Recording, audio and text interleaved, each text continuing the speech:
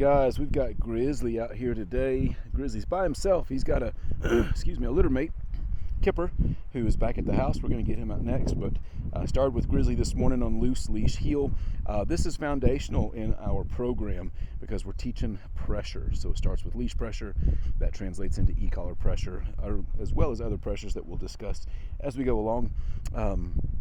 But he's doing pretty good. You know, he is a runner, so if he's off leash, he's gone and does not listen. And he was quite the leash puller at first. Of course, by himself, it's minimized versus if he's with his buddy. And so we're doing it single today. I'll speak about that more as we lead out. We're going to lead out and say heel, Grizzly, heel. Right, oh boy. You can see that slip lead gets a little tension to it. That tension goes to tightens up around the neck, and that is what gives us a little bit of pressure here. Now, as that pressure happens, as that occurs, I'm stimming with the e-collar. Today it's super light, just trying to do some introduction to that sensation.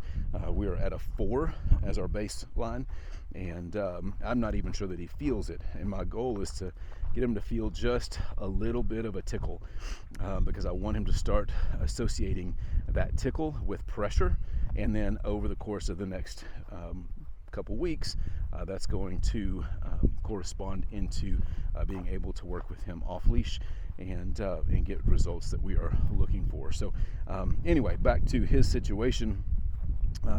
He's grown up with his litter mate. They're 2 years old. We know that they're a Kelpie blue heeler mom, and what the dad is anyone's guess. So, but they're sweet dogs. They just have never been independent of each other, and so we're working through some of that. That's caused issues that includes some reactivity, especially when they are with their owner, who is a sweet woman who just has a good demeanor to her, a sweet demeanor, which in this case could be contributing to a lack of confidence in her dogs here. So we'll see how that goes. Obviously, I'm going to have a little different demeanor in working with them, one that has a focus on authority, good boy, as well as grace, and so we're just going to give that a try and see if we can build some confidence in them as they learn how to function independent from each other. In the next couple of days, we will start walking them together again. But for now, Grizzly, for now we're just going to go singles and get some intentional time one-on-one with them. So stay tuned throughout the next couple of weeks as we continue to see how their obedience unfolds. Good boy, good sit, good boy. All right, guys, here's Kipper. This is going to be our litter mate, and what we're wanting to do now is continue to do the same thing. This guy's probably got a little less self-confidence, but man, he's doing good. Sweetheart, wants to love, wants to be loved. He's just got a little bit of a fearful streak in him, and so you can see just with his demeanor right now, like he's warmed up faster than I thought he would, honestly. So this is a great sign. He's responding well to the leash pressure. Kind of explained that in the last video, but follow along. I'll show you kind of what we're doing. Come on, buddy. Come on, Kip. Atta boy. Kipper, heel. Good. So I'm just keeping him right here. You can kind of see he's straying out a little bit, so we're going to give some pressure. Kipper, heel, heel. Good. And obviously he's not going to be perfect today. We're about half a mile into our walk. But right here, we're going to praise that. Kipper, he gets sidetracked, comes in. Yes, good boy, good heel, good boy. And we're just going to keep him there as best we can. I am using the e-collar again. I'm at 0 right now. That's not going to help anything. Here we go. We're going to have a starting number of 2 here for Kip. And we're going to just play with that and see when we get his attention. It's probably going to be right around the 6 mark, if I had to guess. Typically that's where we're going to see results, but there's a chance that it may be higher, but that number will always go down from when we first begin. So we'll have to kind of stay tuned to see what that number levels out at. Higher the distraction, the higher the number.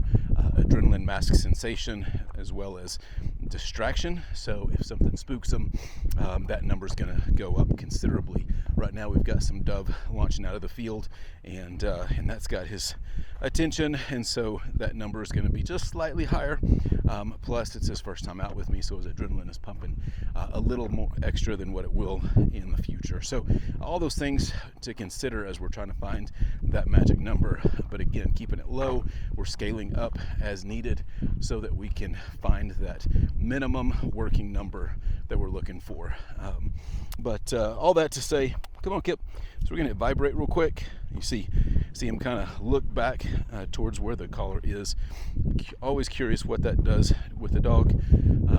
With his litter mate, we used that whenever I was going past dumpsters and he was starting to sniff to pee. I'd hit the vibrate, and that would get him off of that task and back on where he's supposed to be. So something that we'll probably try with Kipper here as well. You see, there it is again as he gets hung up. Important thing to note is if I don't stop, he doesn't stop. It's part of having authority with these dogs. This is my walk that they're invited on, so they're not allowed to stop unless I stop. Okay, that's going to be the rule from here out until we get to the point where they earn some freedoms back. And right now they are they have no freedoms. They're in my pack. I'm leading it, and so we're going to work through that process and try to speak their language here. So anyway, he's doing a great job. Put him into a sit here. Kipper, sit. Good boy. Good boy. Stay tuned.